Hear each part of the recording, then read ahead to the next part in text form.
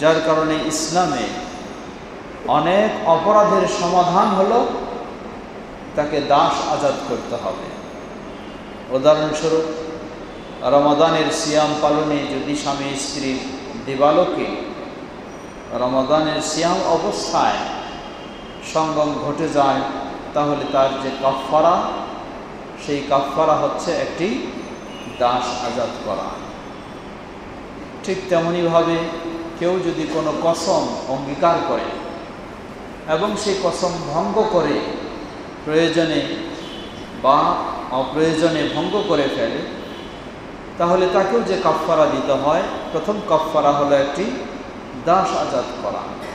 এ ধরনের বিভিন্ন অপরাধে জড়িয়ে গেলে সেই অপরাধ থেকে মুক্ত হওয়া ইসলাম যে কাফফারা মাধ্যম রেখেছে, সে মাধ্যমগুলির মাঝে একটি হচ্ছে দাস আজাদ করা। তাহলে বোঝা যায় যে ইসলাম দাসত্ব এই প্রথাটা যেই থাকুক, চলতেই থাকুক, ইসলাম এমন সুযোগ দেয়নি, বরং সেটাকে ক্লোজ করার ইসলাম ব্যবস্থা নিয়েছে। কিন্তু টোটালিভাবে দাসত্ব বা দাস প্রথা একেবারে নিষিদ্ধ হয়ে গেছে, হারাম হয়ে গেছে এমন নয়, সেটি আজও হতে পারে। তা কিভাবে? সাধারণভাবে স্বাধীন মুসলমানকে একজন আরেকজন কিনে দাস হিসাবে ব্যবহার করবে এমন সুযোগ নাই, এটি নিষিদ্ধ। সেটা হতে পারে কোনো মুসলিম দেশ যদি অমুসলিম দেশে ইসলামের দাওয়াত দেওয়ার পরে সর্বশেষ পর্যায়ে যদি আক্রমণ চালাতে হয়, হতে পারে সেই আক্রমণ দাওয়ার হিসাবে, অথবা হতে পারে সেই আক্রমণের প্রতিরোধ ও প্রতিবাদ হিসাবে। সেই আক্রমণ চালানোর পর যেই অমুসলিমদেরকে কয়েদি হিসাবে, বন্দী হিসাবে নিয়ে আসা হবে, সেগুলিকেই মুসলিম যোদ্ধারা দাস হিসাবে গ্রহণ করবে এবং ব্যবহার করবে। এটি ইসলামে এখনো সুযোগ রয়েছে, এখনো হতে পারে। কিন্তু জাহেলি যুগে যেমন মানুষকে কেনাবেচা সাধারণভাবে দাসের প্রথা ছিল, সেই প্রথা ইসলামে এখন সেই ধরনের অনুমতি নেই বা নিষিদ্ধ সেটি। আর যেই পদ্ধতি আমরা বললাম যে সেই পদ্ধতি হলে এখনো সেই পদ্ধতি হতে পারে। ইমাম বুখারী রাহিমাহুল্লাহ অধ্যায় নিয়ে এসেছেন বাবু বাইইল আবদি আজ-জানি। কোনো কৃতদাস ক্রয় করার পর যদি জানা যায় যে এই যে ব্যভিচারে জড়িয়ে যায়, ব্যভিচারে লিপ্ত হয়, এমন বদস্বভাব তার মাঝে রয়েছে, তাহলে এই কৃতদাসকে ক্রয় করার পর যিনি ক্রেতা, তিনি তার এই ত্রুটিটা জানার কারণে তাকে যদি ফেরত দিতে চায়, দিতে পারবে কি না, বা এই বেচাকেনাটা বৈধ হবে কি না, সে মর্মেই ইমাম বুখারী রাহিমাহুল্লাহ এই অধ্যায় নিয়ে এসেছেন। ক্বালা শুরাইহ ইন শাআ রাদ্দা মিনাজ জিনা। কাযী শুরাইহ তিনি বলছেন, যদি চায়, যদি ইচ্ছা করে ক্রেতা, তাহলে এই ধরনের অপরাধী দাসকে ক্রয় করার পর সে সেটা রাখবে না, ফেরত দিয়ে দেবে, তা দিতে পারে। হাদিস নিয়ে এসেছেন ইমাম বুখারী রাহিমাহুল্লাহ, প্রসিদ্ধ সাহাবী আবু হুরায়রা রাদিয়াল্লাহু তাআলা আনহু হাদিস। তিনি বলেন, নবী সাল্লাল্লাহু আলাইহি ওয়াসাল্লাম বলেছেন, ইযা জানাতিল আমাতু ফাতাবায়ানা জিনাহা ফালইয়াজলিদহা ওয়ালা ইউসাররিব।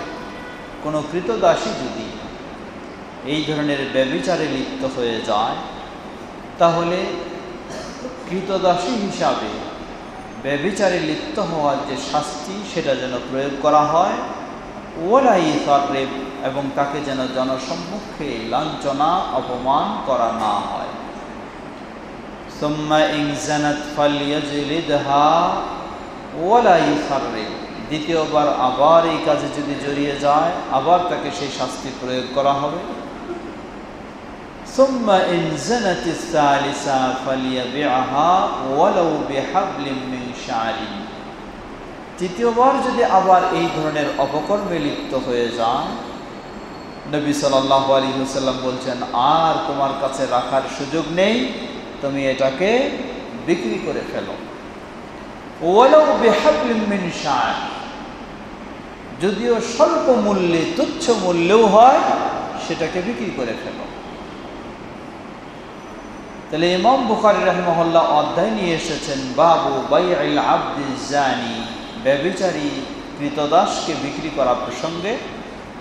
সে মর্মে হাদিস নিয়ে এসেছেন, কোনো কৃতদাসী যদি এই ধরনের স্বভাব তার হয়ে থাকে, বারবার সে এ কাজে জড়িয়ে গেলে শাস্তি প্রয়োগের পরেও যদি তার সংশোধন না হয়, তাহলে সর্বশেষ তাকে আর রাখার সুযোগ নাই, তাকে এখন বিক্রি করে ফেলবে। যদিও স্বল্প মূল্যে হয়, তাকে বিক্রি করতে হবে। দ্বিতীয় হাদিস নিয়ে এসেছেন, সেটিও প্রসিদ্ধ সাহাবী আবু হুরায়রা রাদিয়াল্লাহু আনহু এবং যায়েদ ইবনে খালিদ রাদিয়াল্লাহু আনহুমা, তাদের থেকে বর্ণিত। রাসূল সাল্লাল্লাহু আলাইহি ওয়াসাল্লামকে জিজ্ঞাসা করা হলো এমন একজন কৃতদাসী সম্পর্কে যে ব্যভিচারে জড়িয়ে গেছে। ওয়ালাম তুহসিন ক্বালা ইন জানাত ফাজলিদুহা, কিন্তু সেই কৃতদাসী বিবাহিতা নয়।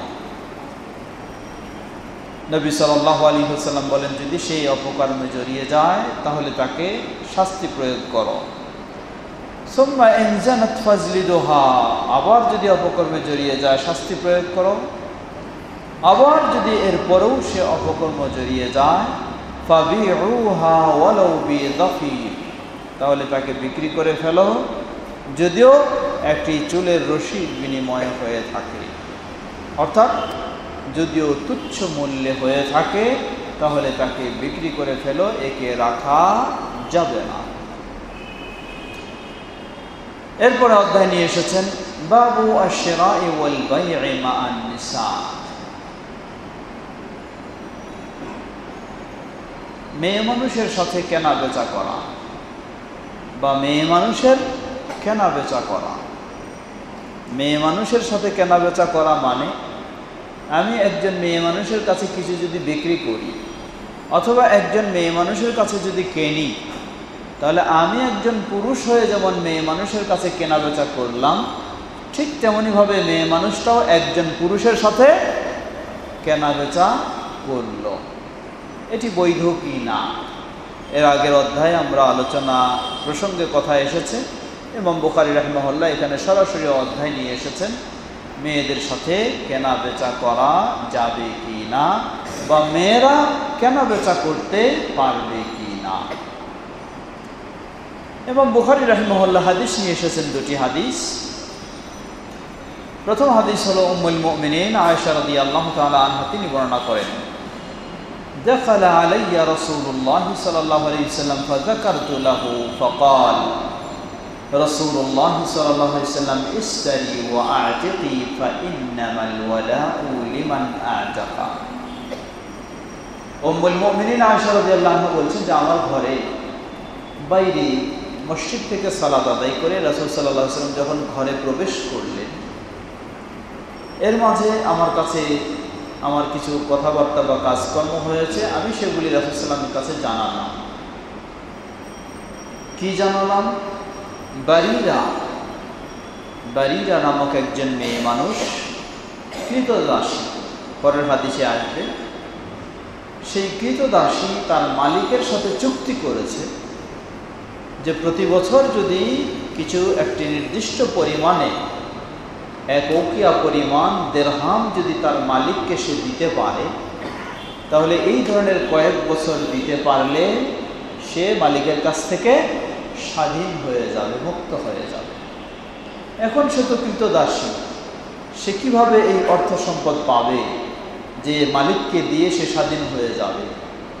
এজন্য সে পথ অবলম্বন করলো, কেউ যদি তাকে এই অর্থ দিয়ে সাহায্য করে, তাহলে এই অর্থ সে মালিককে দিয়ে স্বাধীন হয়ে যাবে। এই প্রস্তাব বিভিন্ন জন জানলে উম্মুল মুমিনিন আয়েশা রাদিয়াল্লাহু আনহা, তার কাছেও এই প্রস্তাব আসলে তিনিও জানলেন।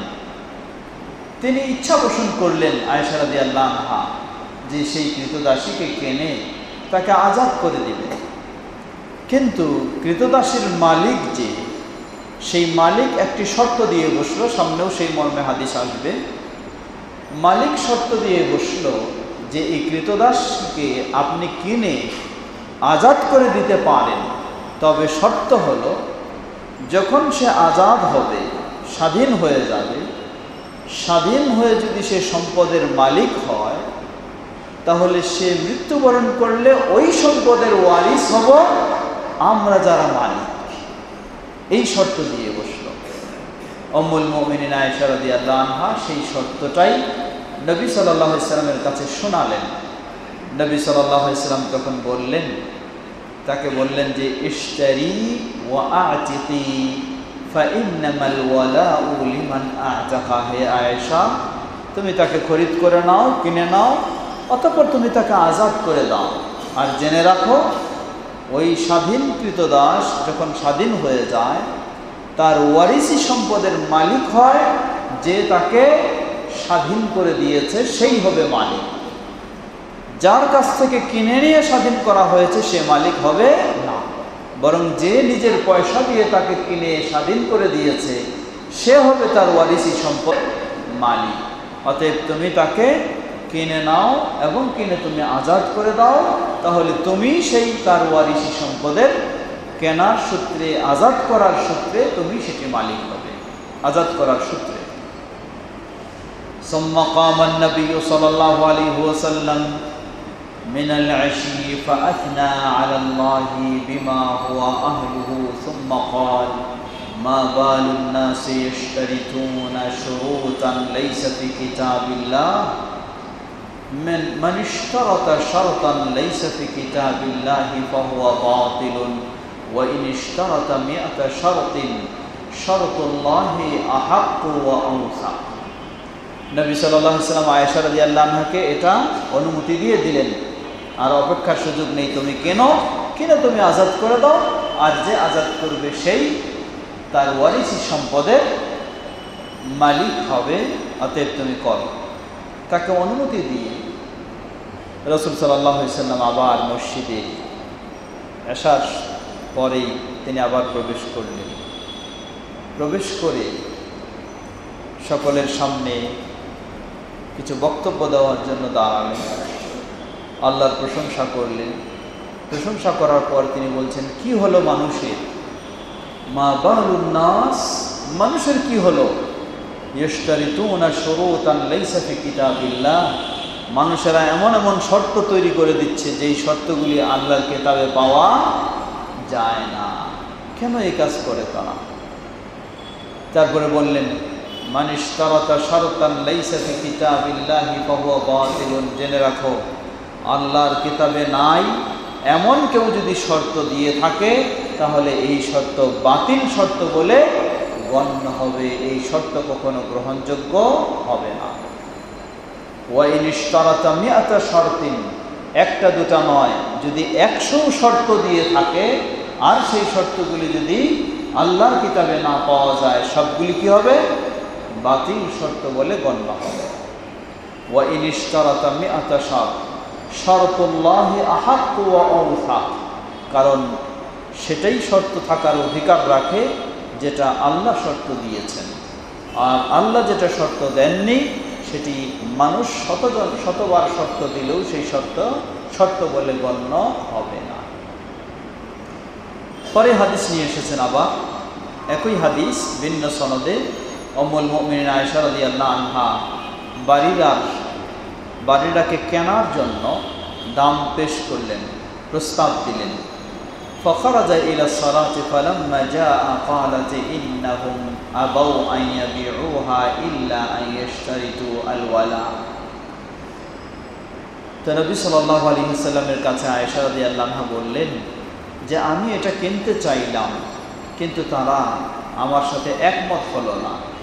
তারা শর্ত দিয়েছে এই কৃতদাসী ওয়ারিসি সম্পদের মালিক তারা হবে, সেই শর্তে কেনা যাবে, না হলে কেনা যাবে না। নবী সাল্লাল্লাহু আলাইহি ওয়াসাল্লাম বললেন, ইন্নামাল ওয়ালাউ লিমান আ'তাকা, এই শর্ত দিলে কোনো কাজ হবে না, কারণ ওই কৃতদাসী আজাদ হলে তার ওয়ারিসি সম্পদের মালিক হবে সেই যে তাকে আজাদ করে দিয়েছে, অন্যজন নয়।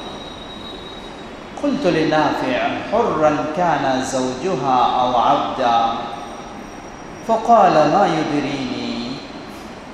হাদিসের বর্ণনাকারীদের মাঝে নাফি' প্রসিদ্ধ তাবী, তার কাছে যিনি হাদিস শুনেছেন হাম্মাম, সেই হাম্মাম বললেন, আমি জিজ্ঞাসা করলাম নাফি'কে যে বারিরা যে আজাদ হতে চাচ্ছিল, স্বাধীন হতে, বারিরার যে স্বামী ছিল সে কি কৃতদাস ছিল না স্বাধীন ছিল? নাফি বললেন যে এটা আমার জানা নেই।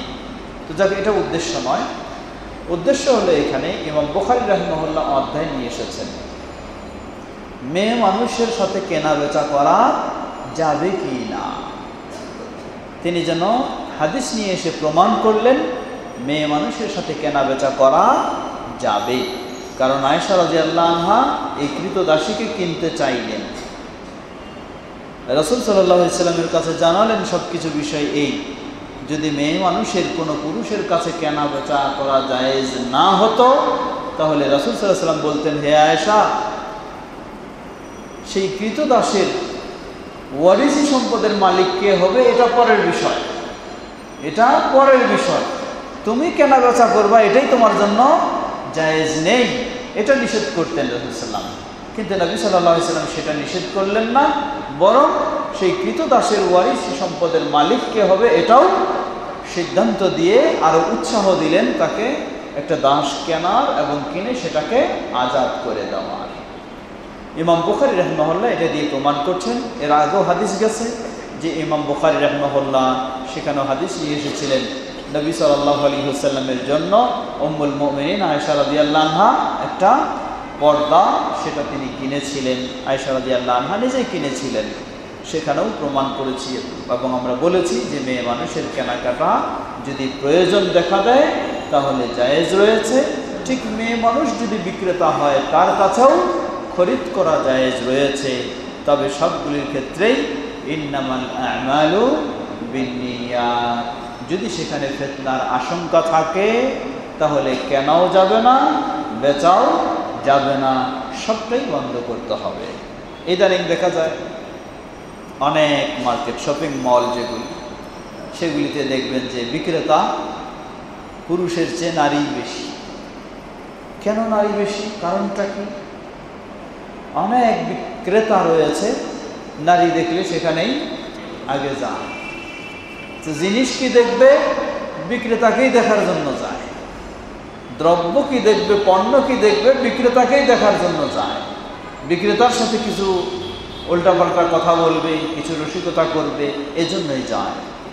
তো আপনি যদি এই চিন্তায় সেই বিক্রেতা নারীর কাছে যান তাহলে এটি অবশ্যই হারাম হবে, এটি কখনো বৈধ হবে না।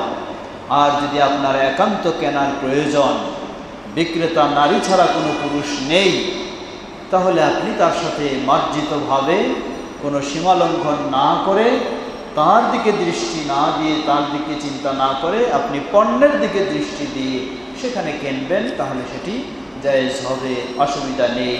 আল্লাহু তাআলা আ'লাম।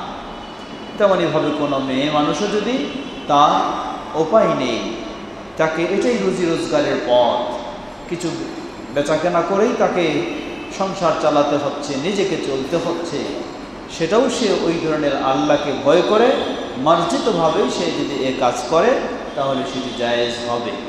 এটি হলো একটি জায়েজের হুকুম। এখন মেয়েরা যদি এই চাকরিতে যায় তাহলে জায়েজ হবে কি না? জবাব, মেয়েদের এই চাকরি বেছে নেওয়া কখনো উচিত হবে না।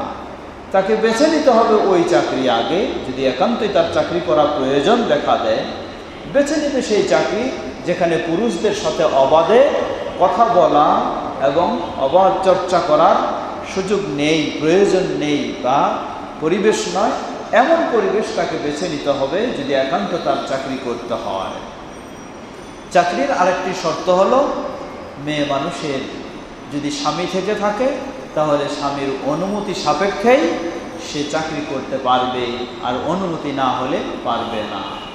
কিন্তু অনুমতি দূরের কথা, এখন স্বামীর পক্ষ থেকে চাপ যে তুমি একটা চাকরি করো, অনুমতি তো দূরের কথা, স্বামীর পক্ষ থেকে নির্দেশ যে স্ত্রীকেও চাকরি করে কিছু রোজগার করতে হবে। গত কয়েকদিন আগেই এক মেয়ে মানুষ প্রশ্ন করলেন দূর থেকে, সেই চট্টগ্রাম থেকে, যে আমি আসলে চাকরি করতে চাই না, এখন একটা চাকরি প্রসঙ্গটা এটা আমার জন্য বৈধ হবে কিনা, যাওয়া যাবে কিনা, করা যাবে কিনা। আমি বললাম যে আপনি বিবাহিতা না অবিবাহিতা? বললেন বিবাহিতা। আমি বললাম যদি বিবাহিতা হয়ে থাকেন তাহলে আপনার স্বামীর দায়িত্ব আপনার রুজি রোজগারের ব্যবস্থা করবে, আপনার এটি দায়িত্ব নয়। বেচারি বললেন যে আসলেই আমিও চাকরি করতে আগ্রহী নই, আমি চাকরি করতে চাই না, কিন্তু আমার স্বামী আমাকে উদ্বুদ্ধ করছে এবং যেন এক প্রকার চাপ সৃষ্টি করছে যে আমি যেন বসে না থাকি, আমিও একটা চাকরি করি। এটি কাপুরুষের কারবার। কারণ পুরুষের দায়িত্ব হলো, ইসলাম পুরুষকে নির্দেশ দিয়েছে তার স্ত্রীর ভরণ পোষণ ও প্রয়োজনীয় ব্যবস্থা সে নেবে। কিন্তু পুরুষ যদি অপারগ হয়ে যায়, এটি তার দুর্বলতার পরিচয়। এমন কোনো পুরুষের হওয়া উচিত নয় যে তার স্ত্রী মানুষের সাথে চলে ফেরে উঠা বসা করে কিছু রোজগার করে নিয়ে আসবে আর সে বসে খাবে অথবা সে সহযোগিতা নেবে, এমনটি কোনো পুরুষের হওয়া উচিত নয়। আল্লাহু তাআলা আ'লাম। এই হাদিস থেকে আরেকটি বিষয় শিক্ষণীয়। নবী সাল্লাল্লাহু আলাইহি ওয়াসাল্লামের কাছে যখন আয়েশা রাদিয়াল্লাহু আনহা বললেন যে আমি এই কৃতদাসীকে কিনতে চাই, কিনে আজাদ করে দিতে চাই, কিন্তু তার মালিকেরা এই শর্ত দিয়েছে, নবী সাল্লাল্লাহু আলাইহি ওয়াসাল্লাম সকলকে শিক্ষা দেওয়ার জন্য মসজিদে এসে উন্মুক্তভাবে তিনি বলা শুরু করলেন, মা বালুন নাসি ইশতারিতুনা শুরুতান লাইসা ফি কিতাবিল্লাহ। কি হলো মানুষের, তারা এমন এমন শর্ত তৈরি করছে যেই শর্তগুলি আল্লাহর কিতাবে নেই। নবী সাল্লাল্লাহু আলাইহি ওয়াসাল্লাম জানলেন যে অমুক পরিবারের মানুষটা বা ওই বারিরা নামক দাসীর মালিক, সে এই শর্ত দিয়েছে। নবী সাল্লাল্লাহু আলাইহি ওয়াসাল্লাম ইচ্ছা করলে কি করতে পারতেন, তাকে ডাকে বলতে পারতেন, হে বারিরার মালিক তুমি আসো, তুমি কেন এই শর্ত দিচ্ছ, তোমার এটা দেওয়া ঠিক হয়নি, কোরআন সুন্নাহর আলোকে এটা তোমার নিষিদ্ধ কাজ হয়েছে, এটা করো না। কিন্তু তা করলেন না, তিনি এসে মসজিদে বললেন। কেন বললেন? এ কারণেই হয়তো বা এই জাতীয় বিধিবিধান আমজনতার এখনো শিখার জানার সুযোগ হয়নি, তাই রাসূল সাল্লাল্লাহু আলাইহি ওয়াসাল্লাম তাকে ডেকে বলে দিলে শুধু সে জানতো, অন্য মানুষেরা জানার সুযোগ হতো না। তাই তিনি মসজিদে এসে সকলকে জানালেন যে এটি কখনো জায়েজ হবে না। তবে জানালেন এমন পদ্ধতিতে, এটাও আমাদের শেখা দরকার। তিনি জানালেন এমন পদ্ধতিতে, ওই লোকটার নামও উচ্চারণ করলেন না, বললেন না যে অমুক এই কাজটা করতেছে, আসলে এই ধরনের কাজ করা ঠিক নয়, আপনারা সকলেই জেনে নিন এটা ইসলামে ঠিক নয়, তাই এইভাবে করতে হবে, এমন বলেননি। বললেন মা বালুন নাসি ইশতারিতুনা, মানুষের কি হলো, তারা এরকম শর্ত দিচ্ছে। নবী সাল্লাল্লাহু আলাইহি ওয়াসাল্লাম তার নাম উল্লেখ না করে, কোনোভাবে তার বিষয়টাকে প্রকাশ না করে সাধারণভাবে তিনি এই নির্দেশনা জারি করলেন।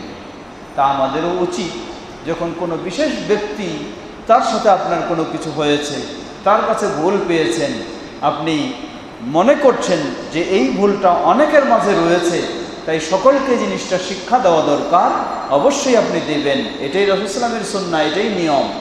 কিন্তু সেখানে আপনি ওই বিশেষ ব্যক্তির নাম উল্লেখ করে তাকে কষ্ট দেওয়া বা ছোট করা বা সে দুঃখ পাওয়া, এমনটা যেন না হয়। তাই তার নাম না উল্লেখ করে সাধারণভাবে সকলের জন্য সেটি বর্ণনা করা, এটি উচিত। আল্লাহু আকবার।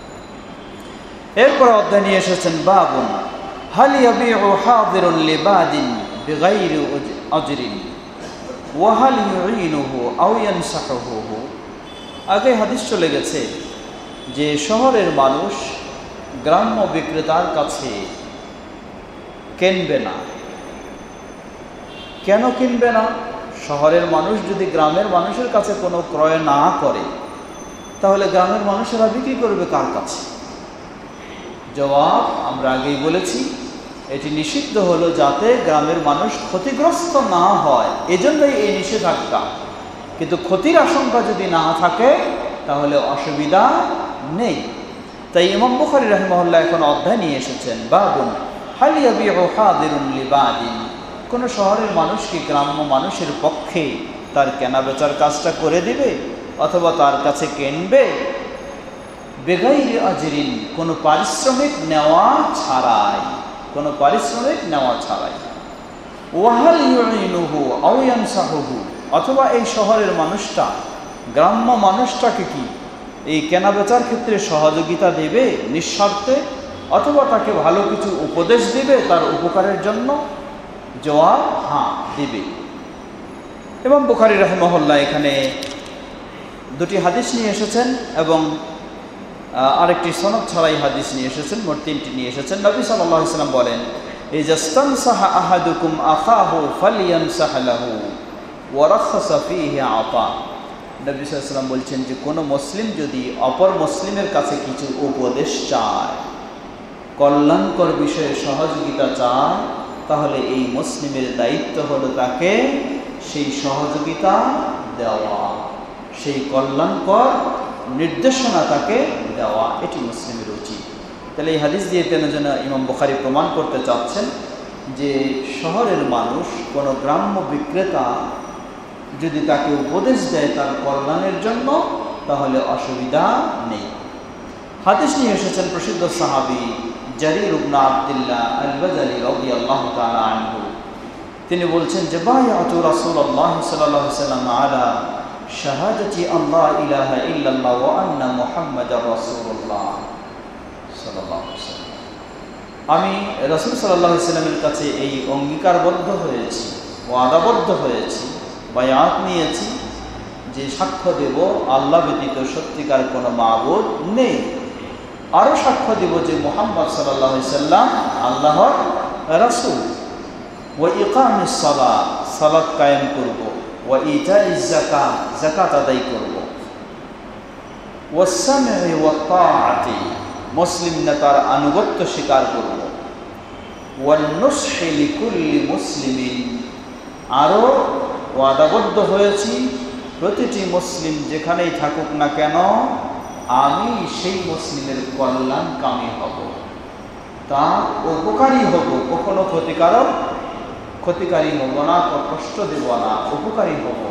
এটা আমি রাসূল সাল্লাল্লাহু আলাইহি ওয়াসাল্লামের কাছে কি করেছি? ওয়াদাবদ্ধ হয়েছি।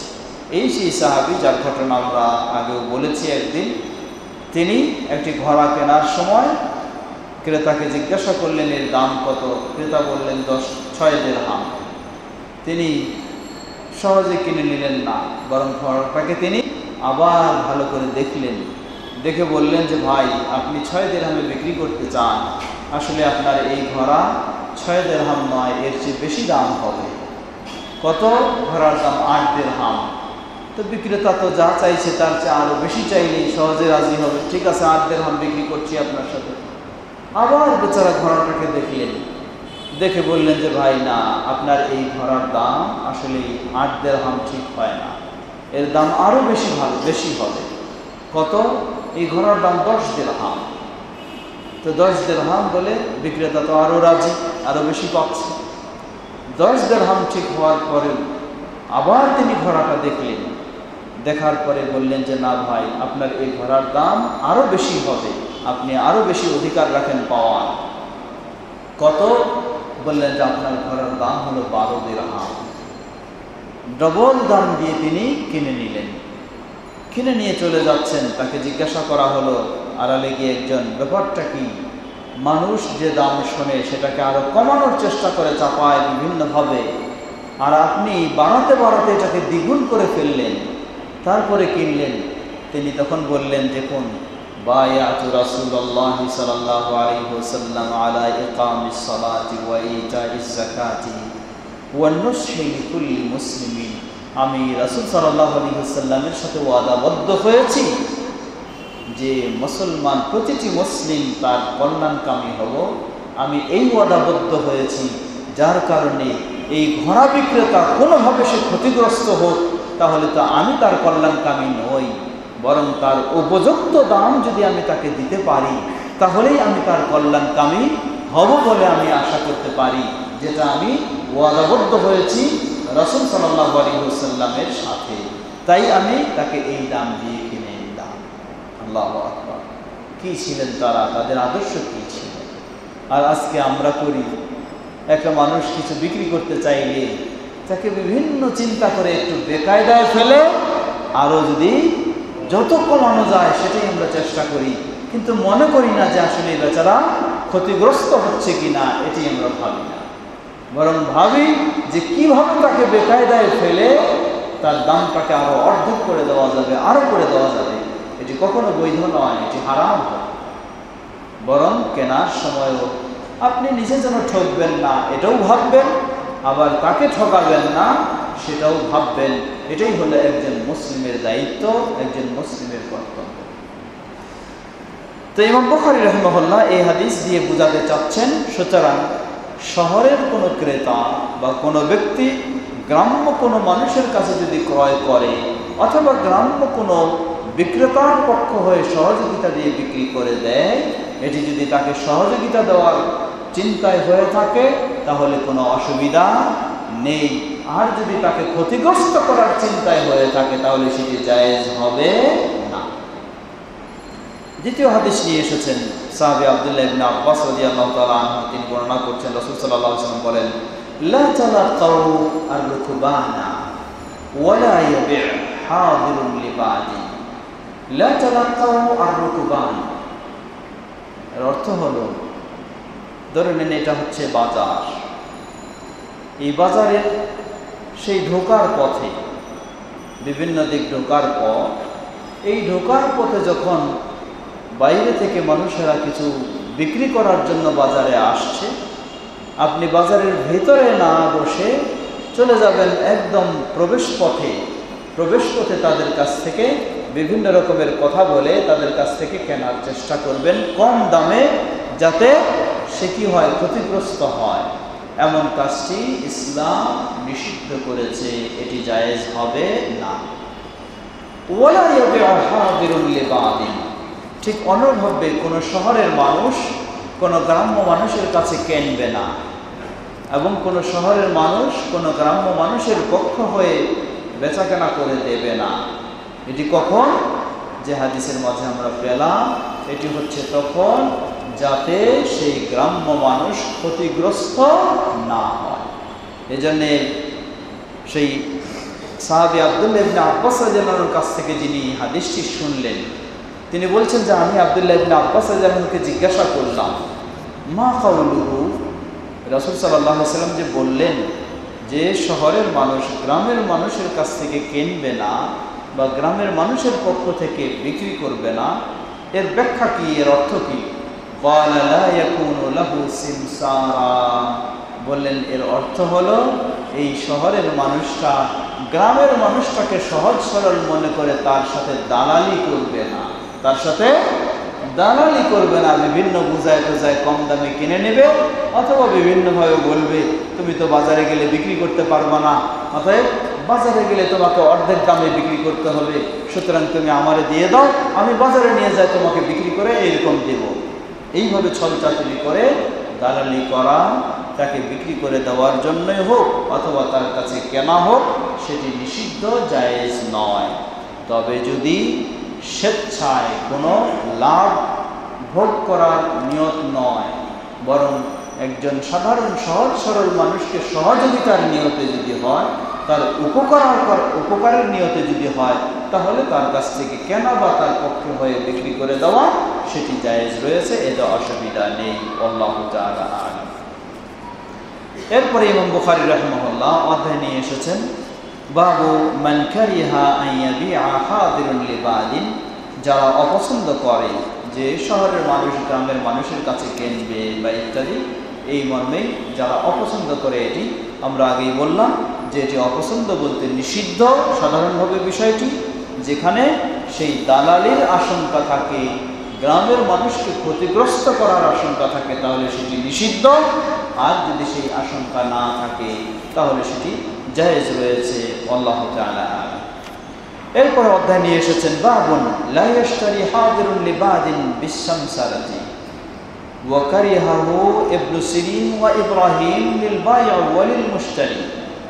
অধ্যায় বেঁধেছেন কোনো শহরের মানুষ যেন কোনো গ্রামের মানুষের কাছে দালালি করে কোনো কিছু কেনবে না,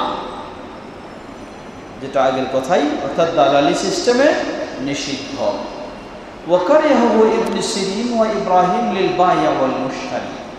ইবনে সিরিন প্রসিদ্ধ তাবেঈ এবং ইব্রাহিম আন-নাখাঈ প্রসিদ্ধ তাবেঈ, তারা দুজনেই অপছন্দ করেছেন, চাই সেটা কেনা হোক অথবা বিক্রয় করা হোক, দুটোই, অর্থাৎ দুটোতেই দালালিমূলক সেই কাজগুলি করা নিষিদ্ধ। এখানে হাদিস নিয়ে এসেছেন ইমাম বুখারী রাহিমাহুল্লাহ। আগের যে হাদিসগুলি আলোচনা হয়েছে সেই জাতীয় হাদিসগুলি। একটি হচ্ছে প্রসিদ্ধ সাহাবী সাঈদ ইবনুল মুসাইয়্যিব আবু হুরায়রা রাদিয়াল্লাহু আনহু থেকে বর্ণনা করছেন, আরেকটি হচ্ছে আনাস বিন মালিক রাদিয়াল্লাহু আনহু থেকে নবী সাল্লাল্লাহু আলাইহি সাল্লাম থেকে তিনি বলছেন যে নুহিনা আন আইয়াবিআ হাদিরুন লিবাদিন, আমরা নিষেধপ্রাপ্ত হয়েছি যে শহরের মানুষ গ্রাম্য মানুষের কাছ থেকে কেনবে বা তার পক্ষ হয়ে বিক্রি করে দিবে, নিষেধপ্রাপ্ত হয়েছি, মানে নিষেধপ্রাপ্ত হয়েছি যদি সেটি দালালি সিস্টেমের হয়, গ্রাম্য মানুষকে ক্ষতিগ্রস্ত করার চিন্তা হয়, তাহলে নিষিদ্ধ, আর না হলে সেটি নিষিদ্ধ নয়। আল্লাহু তাআলা।